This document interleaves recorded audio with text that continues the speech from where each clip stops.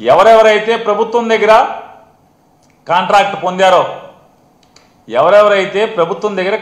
పొందారో ఆ కాంట్రాక్ట్ పొందినటువంటి ఆ వ్యక్తులు వాళ్ళ దగ్గర మాత్రమే ఈడీ ఎందుకు ఆగిపోయింది అడగండి. ఈడీని మీరు మాట్లాడుతున్నారు కదా పార్లమెంట్లో, నియోజకవర్గం సంగతి, ఈ రాష్ట్రం సంగతి, పల్నాడు ప్రాంతం సంగతి, లేదా దక్షిణ భారతదేశం సంగతి గురించి మీకు ఏమీ గోల లేదు కదా.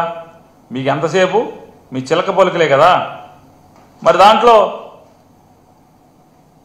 ఎక్కడ ఆగిపోయింది?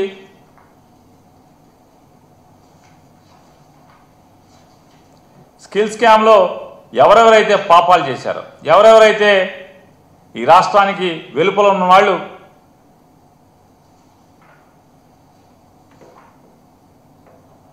$380 కోట్ల రూపాయలు సుమారుగా ప్రజల సొమ్ముని దోచుకున్నారని చెప్పి ఈడీ కేసులు కట్టి అరెస్ట్ చేసింది కదా. మరి దాంట్లో ఇంకా సగంలో ఎందుకు ఆపారు?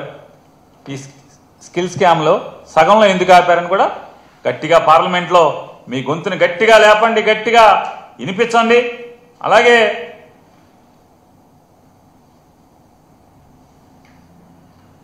కృష్ణదేవరాయలు గారు ఇవాళ మీరు చాలా పద్ధతిగా మాట్లాడుతున్నట్టుగా చెప్తున్నారు కదా. ఎక్సైజ్ శాఖలో ఎవరైతే ఎండీగా పనిచేసినటువంటి వాసుదేవ్ రెడ్డి గారు ఉన్నారో, వాసుదేవ్ రెడ్డి గారు 3 సార్లు కోర్టులో పిటిషన్ దాఖలు చేశారు.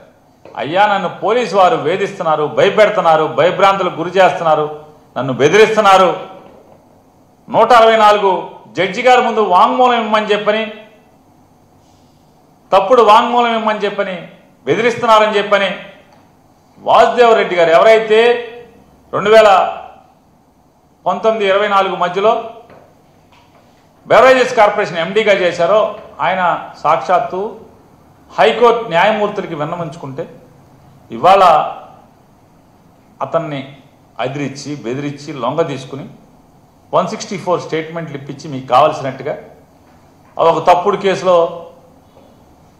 ఏదో రకంగా ఎవరో ఒకళ్ళని అరెస్ట్ చేయాలి, వైఎస్ఆర్ కాంగ్రెస్ పార్టీ వాళ్ళని, ఏదో రకంగా జగన్మోహన్ రెడ్డి గారిని అరెస్ట్ చేయాలి.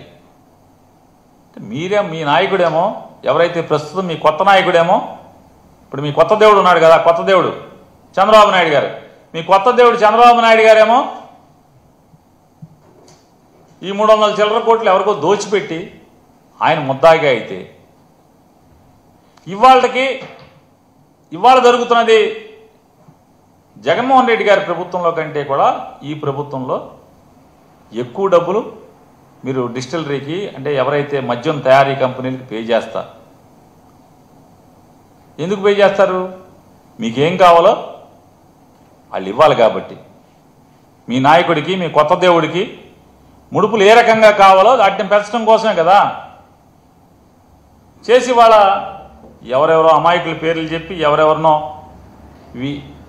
వైఎస్ఆర్ కాంగ్రెస్ పార్టీకి కానీ ఈ వ్యవస్థ కానీ సంబంధం లేనటువంటి వ్యక్తుల పేర్లు చెప్పి ఏదో రకంగా జగన్మోహన్ రెడ్డి గారి మీద ఎవరో ఒకళ్ళ పేరుతో మీరు ముద్దాయం చేయాలనేటువంటి తప్పుడు ఆలోచన కోసం పార్లమెంటును కూడా వాడుకోవటం, లోక్సభని వాడుకోవటం, ఇంతకన్నా దిగజారి రాజకీయాలు చేయటం ఇంకేమన్నా ఉంటుందా? ఇవాళ